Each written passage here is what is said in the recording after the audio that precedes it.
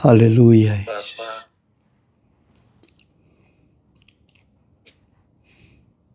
Engkau beri kesempatan untuk belajar. Ya Bukan Yesus. kerinduan hati kami dan hatimu sendiri Tuhan. Untuk Ya bersekutu, Tuhan. mempersiapkan diri menyambut kedatangan Amin. Tuhan.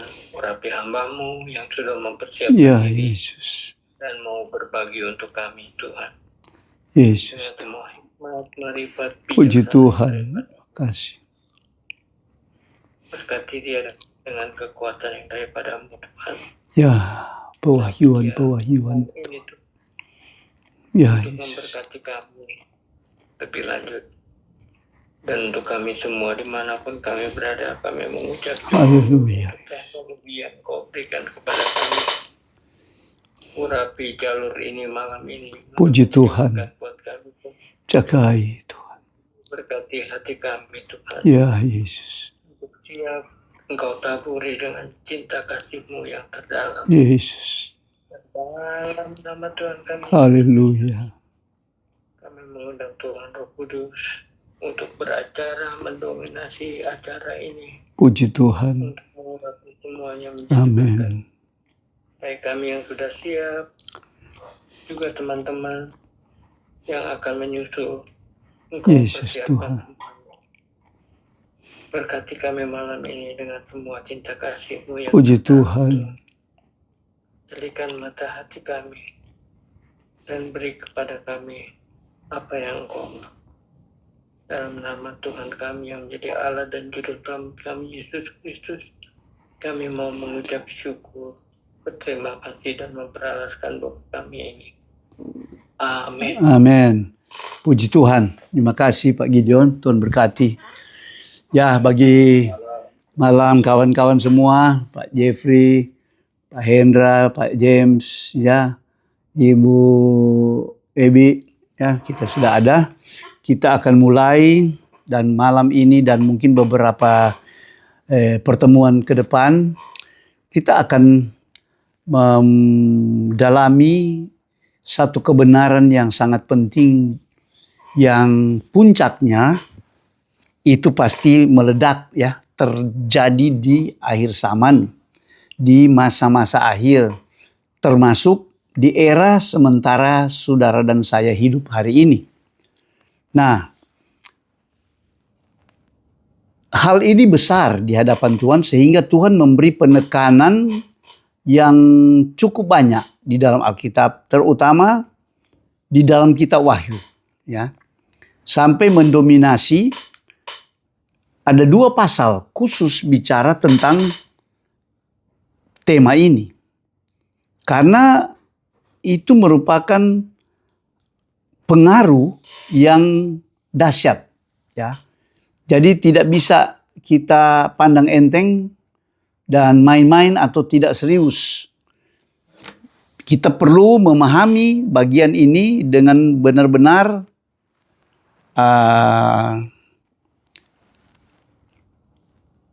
tepat dan benar sesuai yang dimaksudkan oleh firman. Jadi sebagaimana topik yang saya taruh dalam grup, ya, itu kita waspada terhadap pengaruh Babel, ya. Jadi tema besarnya itu kita mau bicara tentang Babel, ya.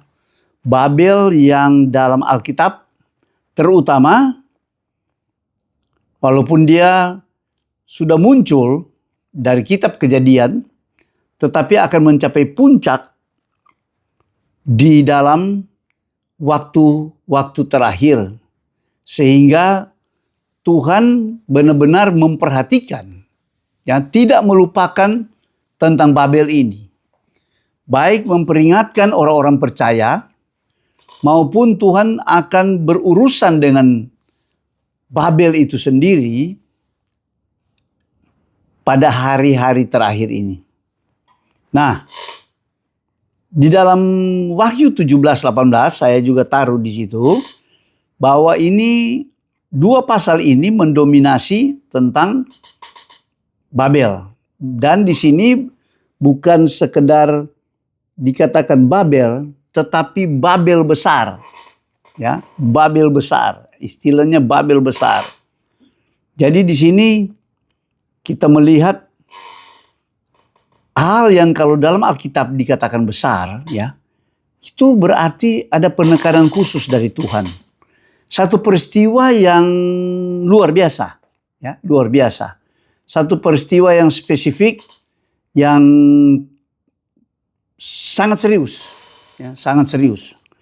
Nah, di sini kita mulai pada kata Babel, ya. Kata Babel itu sendiri kan dikatakan Babel itu pintu gerbang, ya, pintu gerbang.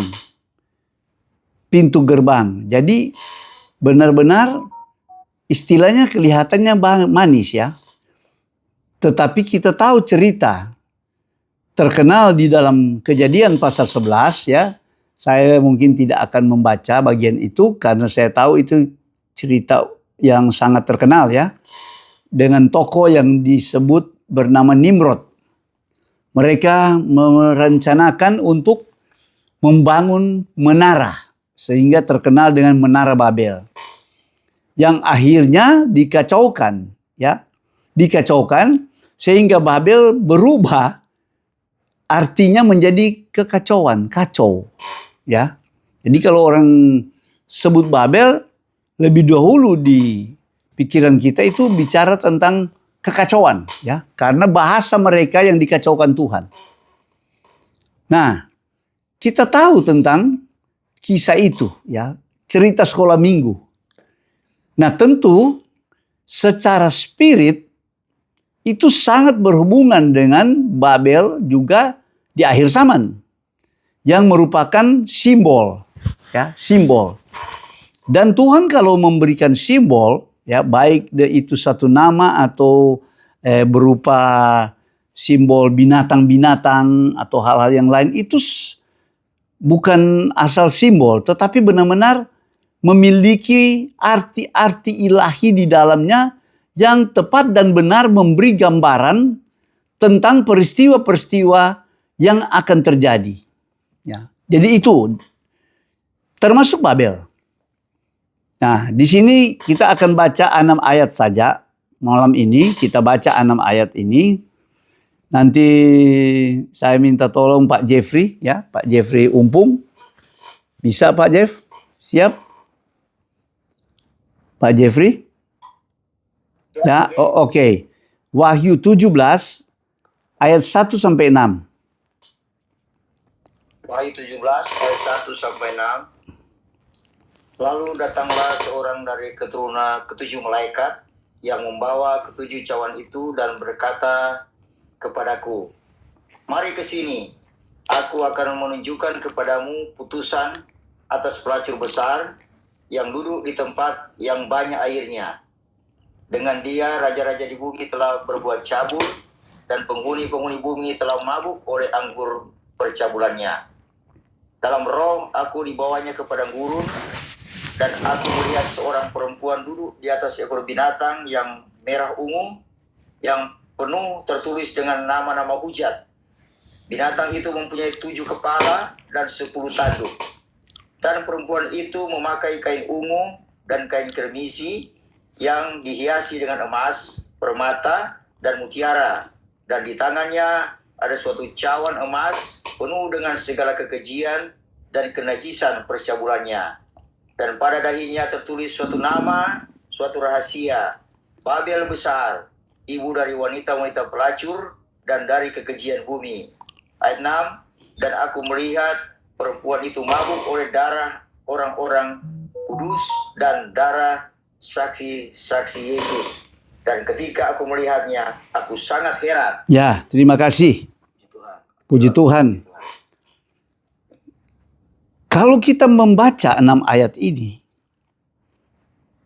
saya tidak tahu apa yang muncul di benak. Tetapi jelas sekali tentu kita tahu bahwa bagian ini adalah bagian yang sangat serius dari pihak Tuhan. Ya, Sehingga tadi dikatakan kita berhadapan dengan yang disebut Babel besar. Yang di dalamnya ada satu perlambangan seorang perempuan yang diberi gelar lagi pelacur besar. Ya, jadi di sini jelas pelacuran atau persinahan ya yang dia melacur, dia bilang, dengan raja-raja berbuat cabul, ya, percabulan. Tentu di sini tidak bicara percabulan atau pelacuran secara fisik. Tetapi di sini ada pengertian yang non fisik, ya, yaitu pelacuran secara rohani, ya. Jadi Babel memang ada yang bicara fisik, ada yang bicara rohani. Nah, khusus di sini lebih condong kepada hal-hal yang menyangkut batin, jiwa, ya, jiwa manusia, bukan materi. Kalau kita lihat di 18 nanti, kita akan berhadapan dengan materi, ya. Jadi di situ sudah berhubungan dengan politik, kekuasaan, ya, ekonomi di situ. Tapi di sini yang lebih berbahaya, ya, semua berbahaya sebenarnya. Nah, Babel sebenarnya dalam Alkitab, khusus kitab Wahyu itu berbicara tentang sistem dunia, ya, sistem dunia. Tentu di dalamnya sudah termasuk fisik dan non fisik. Tapi sebelum kita bicara lebih jauh, kita tahu Babel ini identitasnya itu mengacu kepada hal-hal yang negatif atau hal-hal yang tidak berkenan kepada Tuhan. Dia memiliki historis sendiri. Saya sudah singgung tadi di Kejadian pasal 11 tentang Menara Babel. Ya. Di situ benar-benar manusia mendeklarasikan atau menunjukkan tentang hati yang memberontak dan penuh kesombongan. Jadi manusia sudah jatuh di Taman Eden akibat ingin menjadi seperti Allah. Ya. Jadi iblis berhasil mencuci otak daripada Adam dan Hawa.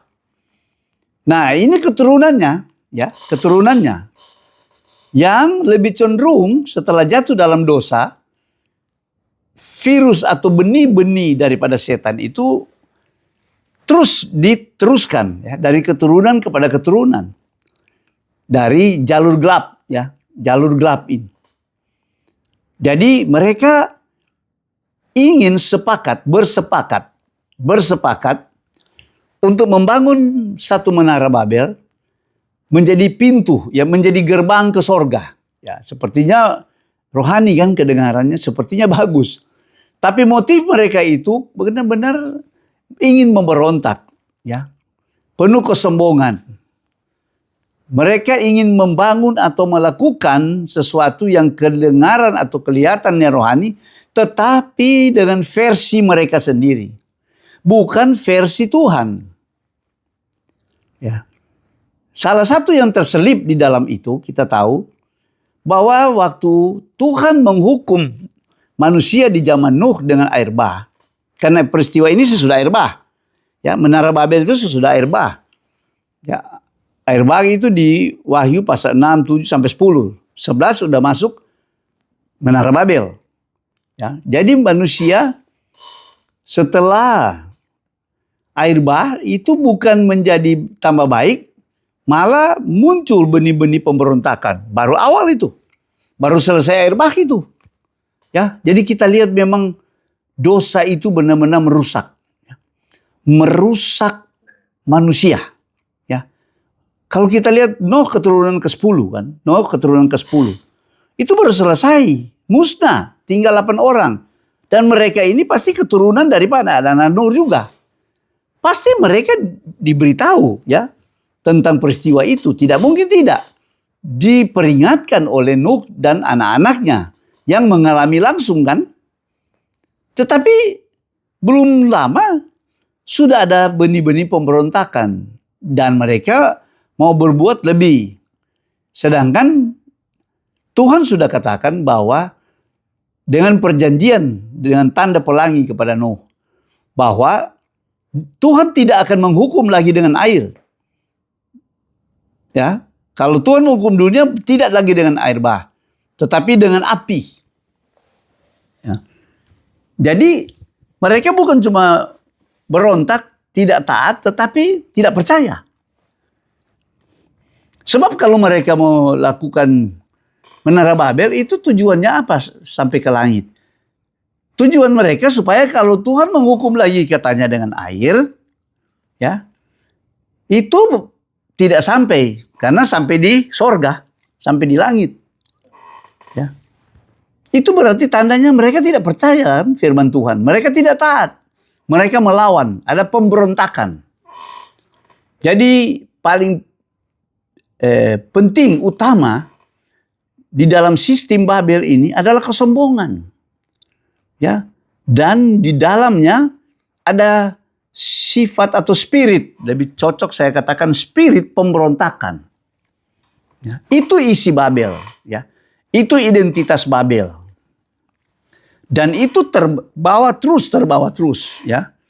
Kita tahu di dalam kitab terkenal Daniel, ya, di mana mereka ditawan oleh kerajaan Babel dengan raja yang paling terkenal, Nebukadnezar. Sejarah berulang, namanya spirit Babel itu memang pemberontak, ya, dan sombong. Itu dilakoni oleh Nebukadnezar. Ya, Nebukadnezar kita tahu kan, sampai dia dihukum Tuhan menjadi seperti binatang. Ya, hebat.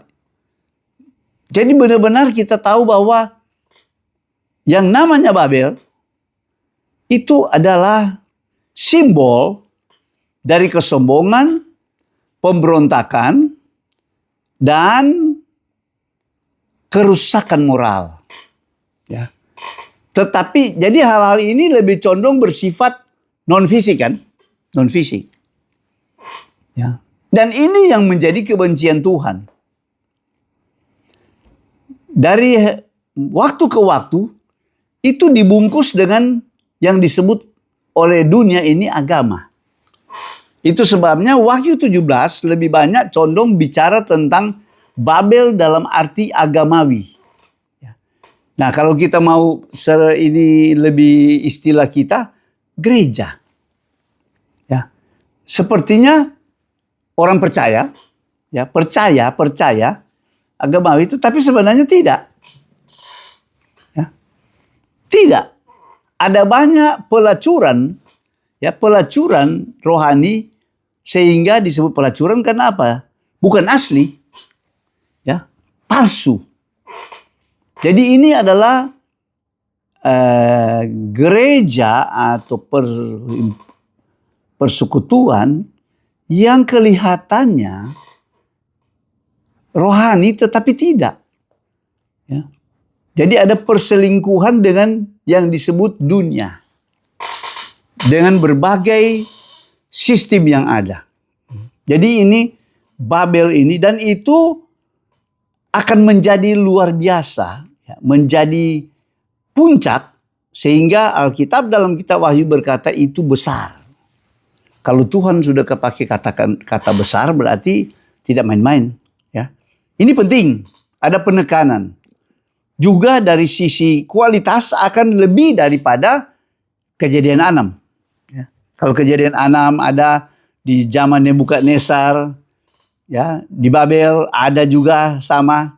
Tapi di akhir zaman lebih hebat. Dan hari-hari ini kita sementara melihat demonstrasinya. Ya.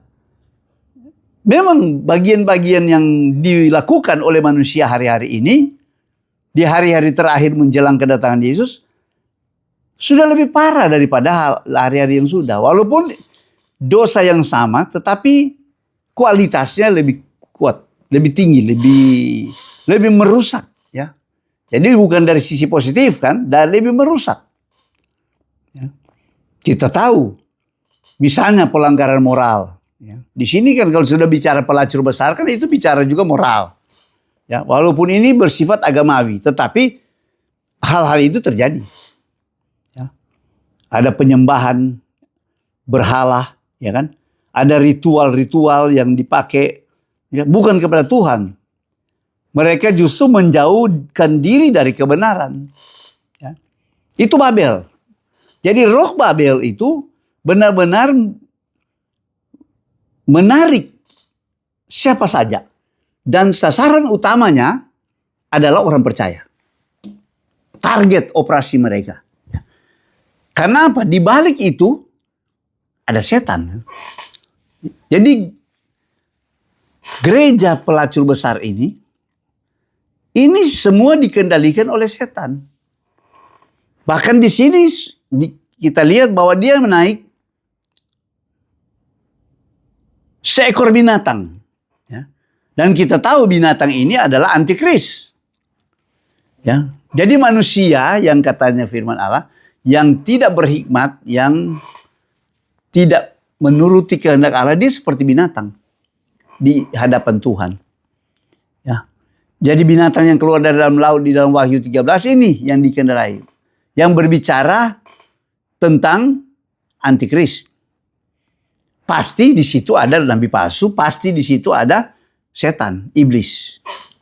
Ya, tritunggal, ya, tritunggal palsu. Ya.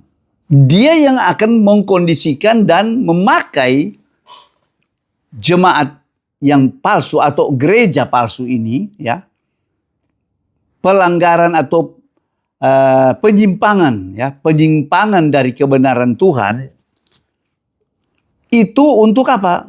Targetnya adalah membinasakan orang-orang percaya yang masih sungguh-sungguh.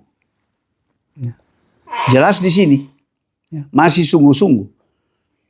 Nah, kalau ayat 6 tadi Pak Jeffrey sudah baca, perempuan itu mabuk oleh darah orang-orang kudus dan darah saksi-saksi Yesus. Jadi ada banyak korban. Itu sebabnya saya memberi topik, walaupun mungkin agak kurang tajam, tetapi karena awal ini sesi ini, waspada. Ya. Tuhan selalu bilang berjaga-jaga. Waspada, ya, terhadap segala penyesatan. Itu kan pencemaran rohani. Ya. Waspada terhadap pengaruh. Ya. Pengaruhnya itu mematikan. Ya. Yang menjadi sasaran tidak tanggung-tanggung di sini. Darah. Dan sudah tahu kalau bicara darah, itu darah tempatnya nyawa manusia.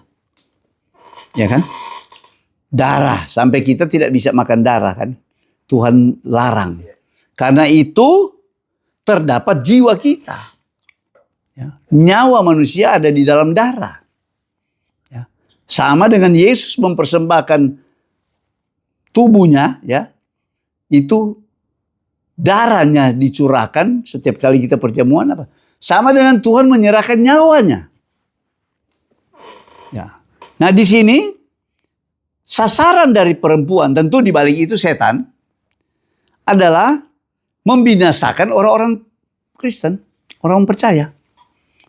Ya, darah saksi-saksi Yesus. Oh, ada banyak orang yang berapi-api mungkin, tapi kalau kita tidak waspada, kita tidak akan terjebak.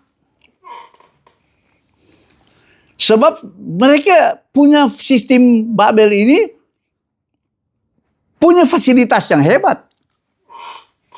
Ya, untuk menjerat orang-orang yang tidak sungguh-sungguh. Ya. Jadi kalau kita lihat di Wahyu 2 dan 3 ada 7 gereja. Ya, 7 gereja. Paling sedikit yang 5 itu ada roh Babel, ada spirit Babel. Apalagi Tiatira. Ya, saya tidak ulas itu, tetapi saya mengkaitkan. Ya. Laodikia, gereja yang ke-7 sangat jelas. Kelihatannya gereja atau jemaat itu maju, mentereng, mewah. Tapi Tuhan bilang, aku akan muntahkan Karena kamu suam-suam. Tidak panas, tidak dingin. Nah ini paling bahaya. Menjadi sasaran empuk dari si pelacur besar. Dan dibalik itu setan. Banyak yang korban, bukan tidak. Ini dia bilang, ayat 6 ini kan memberi gambaran bahwa dia berhasil.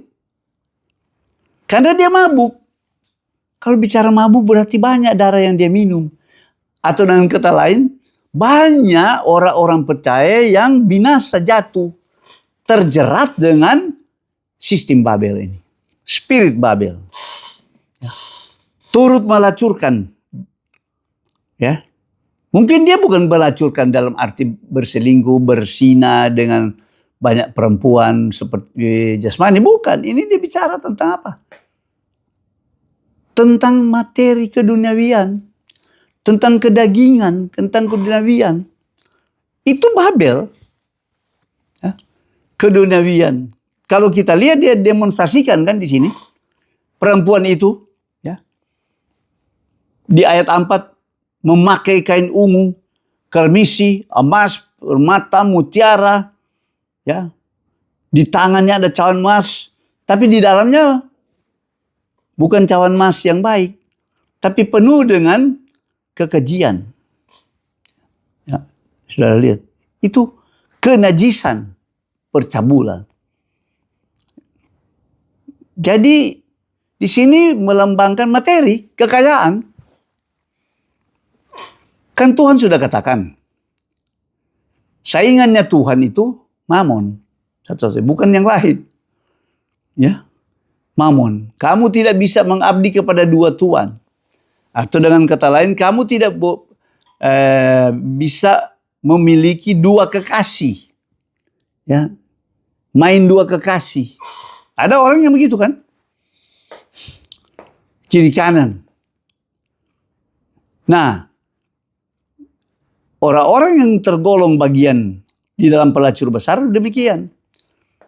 Dia Kristen, tapi dia tetap duniawi, kedagingan. Dan banyak hal-hal yang merupakan roh dunia, dia masih hidup di dalamnya. Itu yang dikatakan pelacur besar. Selingkuh. Kalau bahasa di Laodikia, Tuhan bilang suam-suam kuku. Setengah-setengah kan? Ya, dia tidak benar-benar mengasihi Tuhan. Jadi di sini atau hari-hari ini kita lihat, di samping kita waspada terhadap pengaruh Babel ini, roh Babel, spirit Babel ini, ya dari sisi paling terkenal itu kesombongannya, sifat pemberontakannya, dan kejatuhan moralnya, ada banyak kan? Poin-poin yang kerusakan, ya, itu kita benar-benar harus waspada. Karena itu benar-benar sangat merusak dan sangat umum, ya, dan sangat umum. Mungkin dia masuk dari sisi materi bisa, ya, sampai kita benar-benar lebih mengasihi mamon daripada Tuhan, lebih percaya mamon daripada Tuhan. Lebih mengandalkan mamon daripada Tuhan. Walaupun kita tahu, ya, semua ini kalau digoncangkan sangat rapuh. Ya, firman Allah sudah katakan demikian. Semua yang ada di bumi dan di langit akan digoncangkan. Nah, hari-hari dunia sementara bergoncang hari-hari ini. Mungkin orang anggap biasa-biasa saja. Oh, sekedar berita. Tidak. Ya. Kalau kita lihat ini sudah berbeda dengan tahun-tahun yang lalu. Sudah lihat beruntun. Ya. Dan itu akan terjadi terus-menerus, kata firman Allah. Sudah sesuai firman.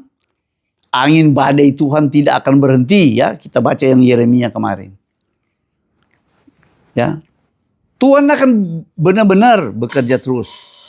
Sudah lihat kan angin apa ini? Sudah dekat di Filipina sampai di Sangihe diperingatkan. Nafi atau apa itu ya.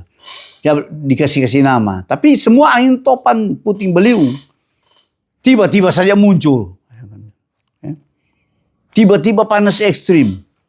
ya, ribuan orang mati. Ya, itu bukan fenomena biasa. Ya. Itu benar-benar fenomena hari-hari terakhir. Yang sama persis dengan yang dikatakan firman ribuan tahun yang lalu. Nah, Tuhan mau kita benar-benar siap. Siap betul-betul menghadapi goncangan yang akan ada. Nah, kalau kita waspada, bukan hanya bagi yang fisik, tapi non-fisik ini. Karena dia lebih mematikan. Dia benar-benar mentargetkan orang-orang kudus dan saksi-saksi Yesus. Dan ayat 6 mengatakan atau menyatakan bahwa dia berhasil. Dia berhasil, banyak pasti. Pasti banyak yang jatuh. Ya. Yang menyimpang. Yang beralih. Ya. Yang tadi-tadinya spiritnya. Ya. Itu sebabnya kalau kita sensus, orang Kristen yang apa adanya, yang seadanya lah. Ya, saya bilang, itu paling banyak. Ya, paling banyak. Yang kalau dilihat cara hidup mereka dan ketergantungan mereka kepada Tuhan itu jauh. Jauh dari ukuran atau standar firman. Nah, mereka yang paling jadi sasaran empuk daripada wanita pelacur ini. Ya, setan dan roh-roh anti kepada Yesus. Ya, ini dia, ini mereka. Sangat rawan, sangat rawan. Ya, jadi kalau ada saudara-saudara kita atau orang-orang yang kita kasih, ingatkan mereka. Ya, jangan hanya kita tahu, lalu kita sendiri tidak mengingatkan mereka. Karena hari-hari ini benar-benar waktunya. Tidak main-main. Ya, waspada terhadap pengaruh ini. Dia main halus ini. Ya. Kalau penyesatan-penyesatan, dan mereka benar-benar yang dulunya melanggar hukum, sekarang sepertinya tidak melanggar hukum lagi. Kebalik kan? Dari sisi moral, misalnya contoh, ya, LGBT. Ada negara-negara tertentu, pendeta yang tidak mau memberkati dipenjara. Yang tidak mau memberkati pria dan pria, wanita dengan wanita. Kebalik kan? Jadi benar, ya.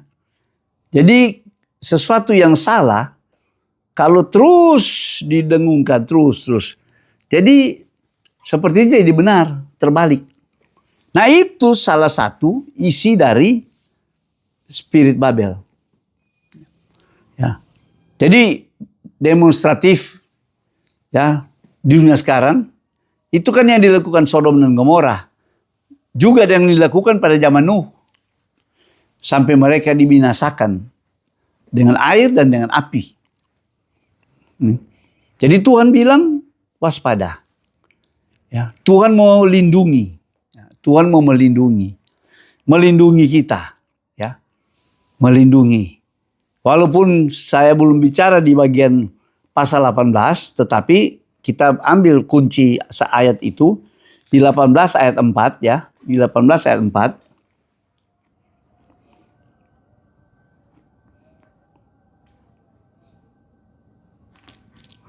Ayat 4 saja, Pak Jeff boleh baca? 18 ayat 4. Iya. Lalu aku mendengar suara lain dari surga berkata, "Pergilah kamu, hai umatku, pergilah daripadanya, supaya kamu jangan mengambil bagian dalam dosa-dosanya, dan supaya kamu jangan turut ditimpa malapetakanya." Amin. Itu aja dulu. Saudara lihat, ya, salah satu ayat kunci dari dua pasal ini. Itu adalah suara dari Tuhan atau kehendak Tuhan bersuara untuk memerintahkan pemisahan. Pisahkan dirimu. Pisahkan. Jadi Tuhan tidak main-main. Ya. Jadi kalau mau ekstrimnya ya, saya bilang, ini bukan cuma soal kedagingan, keduniawian, mamon dan sebagainya. Ini bicara tentang yang palsu-palsu atau yang suam-suam. Ya, yang suam-suam. Ya. Jadi kalau kelompok-kelompok ada yang seperti jemaat Laodikia yang Tuhan muntahkan dia. Ya. Kalau mereka tetap begitu, mereka tidak akan selamat. Ya. Nah, Tuhan bilang, pisahkan dirimu. Ya. Jadi pisahkan dirimu. Jangan bergabung. Ekstrimnya begitu ya. Ya kita lihat. Karena ada banyak gereja hari ini mungkin mayoritas itu model-modelnya Laodikia.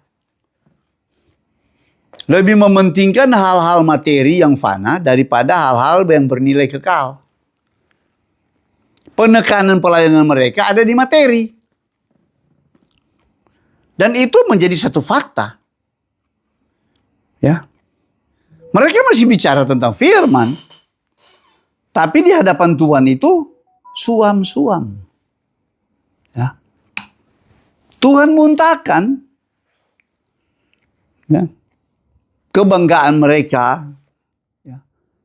Jadi kalau sudah bandingkan dengan gereja Philadelphia, itu jauh. Mereka kelihatannya ya tidak mencolok. Itu rendah hati sebenarnya. Ya, orang-orang yang sederhana. Tapi mereka selalu menuruti firman. Menuruti taat. Ya. Kalau Laodikia tidak. Ya, 2 gereja terakhir aja, jemaat terakhir yang di pasal 3. Walaupun saya belum bicara bagian-bagian itu secara khusus. Ya, itu kalau kita bicara Roh Babel, itu paling banyak ada Roh Babel, saya sudah katakan tadi. Di 5 jemaat itu Roh Babel ada banyak. Di situ ada Isabel, si pelacur. Ya, penyembahan berhala. Itu semua itu kalau dikumpulkan itu di sini. Di Babel besar mereka. Ya, jadi dengan kata lain ada gereja-gereja yang kelihatannya Kristen, ya rohani, normal, tapi sebenarnya spiritnya spirit Babel ada di situ. Kenapa? Masih kompromi. Ya, masih kompromi dengan keduniawian. Ya, keduniawian. Saya tidak membicarakan seseorang ya. Tapi kalau kita mau benar-benar mengikuti firman, ya, Tuhan katakan apa? Ya di atas ya, tidak di atas tidak kan? Amin. Begitu kan? Nah, ada gereja-gereja, misalnya dalam satu contoh, dalam case-case tertentu, menjadi perdebatan. Dan itu juga menjadi bahan diskusi di antara jemaat. Nah, untuk menjawab dengan benar dan tepat, tentu harus sesuai firman. Ya. Jadi, kita tidak menghakimi. Tuhan Maha Pengampun. Tidak ada orang yang sempurna. Kita semua berdosa. Tetapi kita perlu mengikuti firman. Walaupun dengan posisi yang berbeda. Ya. Jadi yang saya maksudkan, mungkin saudara sering ini bukan hal yang baru di semua denominasi ada. Ya. Tapi ada yang cukup. Karena sekarang zaman medsos, zaman YouTube, itu kan sangat terbuka. Banyak pertanyaan. Ya. Seperti Bro Hendra bilang, saya di kantor sering ditanya ya tentang isu tertentu dari salah satu pimpinan gereja yang tiap hari dia hantam di media. Ya kan? Kira-kira kita tidak tahu benar atau tidak masalahnya kan?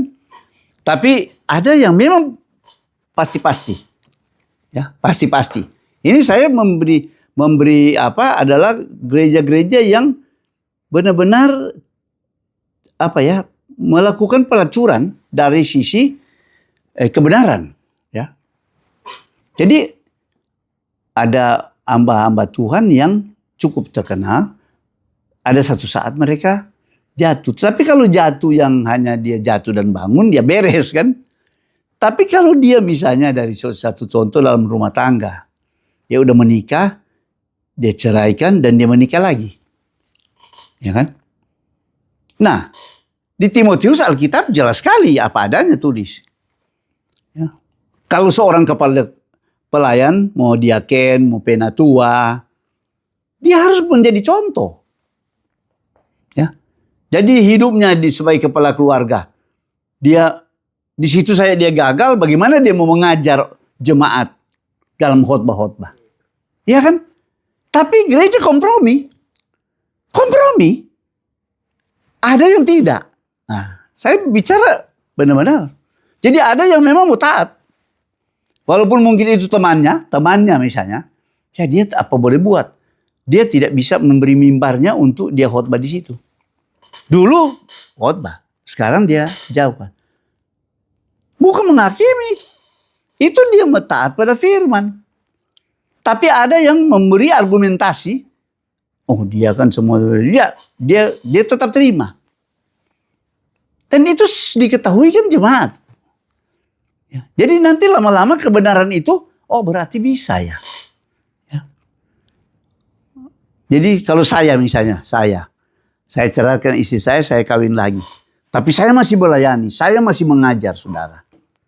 Kira-kira dibenarkan tidak? Nah, gereja-gereja palsu ini tetap lakukan itu. Contoh.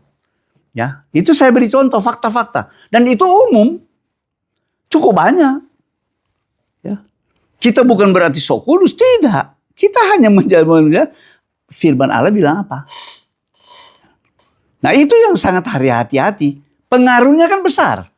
Ya. Kalau jemaat-jemaat yang masih biasa-biasa, ya dia bisa bingung ya. Ya bisa lemah, bisa apa semua dampaknya. Ya, harusnya kalau kita hamba Tuhan, ya urusan kita dengan Tuhan itu urusan pribadi kita. Tuhan Maha Pengampun, ya. Kita pasti akan bisa masuk surga, bertobat kok. Ya. Dosa yang tidak ampuni hanya satu dosa. Dosa yang tidak diakui. Tapi kalau dosa diakui, semua Tuhan ampuni. Darah Yesus itu sanggup menguduskan. Tetapi soal pelayanan harus mengikuti pola firman. Ya kan? Firman mengatakan, janganlah dia menjadi batu sandungan. Kan begitu seperti itu. Dan itu menjadi batu sandungan. Ya. Coba saudara mau masuk ke dalam gereja yang sama. Lalu saudara lihat, aduh ini. Saudara tahu kehidupannya. Ya kan? Dan dia masih tetap berada di dalam posisi seperti itu. Nah itu kan sangat susah. Kalau masih muda apalagi. Ya, dia cerai dan menikah lagi. Walaupun mereka punya alasan macam-macam. Saya dengar mereka kesaksian bisa di YouTube secara diskusi begitu. Walaupun dia bicara itu sebenarnya pembelaan. Ya, tetapi mau bela apa? Ayat 1 saja. Dia juga pakai ayat bisa. Tapi kan sebenarnya tidak. Jelas. Kecoa udah mati. Ya. Ya.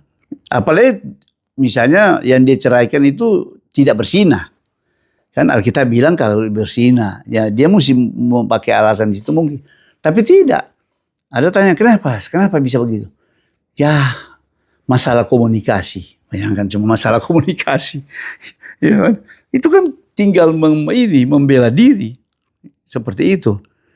Nah, saya beri contoh ya. Itu cuma sekedar selingan. Karena itu fenomena akan banyak. Banyak. Nah kalau ada beberapa yang sudah begitu dan kelihatannya masih eksis.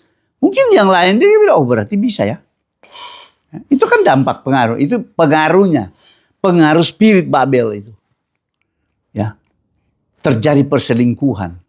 Dengan ketidakbenaran. Jadi kompromi. Jadi makin hari makin menjauhkan kita dari kebenaran Allah. Jadi kita benar-benar Tuhan bilang keluarlah. Tadi kan keluar. kita bukan warga negara sistem Babel. Tapi kita menjadi warga negara kerajaan sorga. Ya. Kita warga negara kerajaan sorga. Bukan Babel. Karena kita akan masuk ke kota lawannya Babel. Sudah tahu lawannya Babel apa? Yerusalem baru. Ya. Jadi Babel ini dilambangkan ini wanita pelacur, gereja atau gereja palsu. Sedangkan Yerusalem baru itu saingannya Babel. Itu gambaran dari apa? Dari mempelai Kristus. Nah, saya dan saudara adalah anggota-anggota mempelai Kristus. Anggotanya atau penduduknya Yerusalem baru nanti. Bukan penduduk Babel yang akan dihancurkan.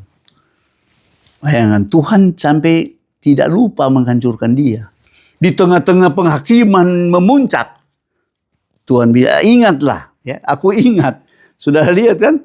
Nah, karena kita ada di pasal 17, di pasal 16 sudah lihat itu. Itu kan 7 malapetaka yang kita sudah juga berbicara yang lalu. Sudah lihat ayat 19 dari pasal 16 ya. Karena kita ada di 17 kan. Pasal 16 ayat 19.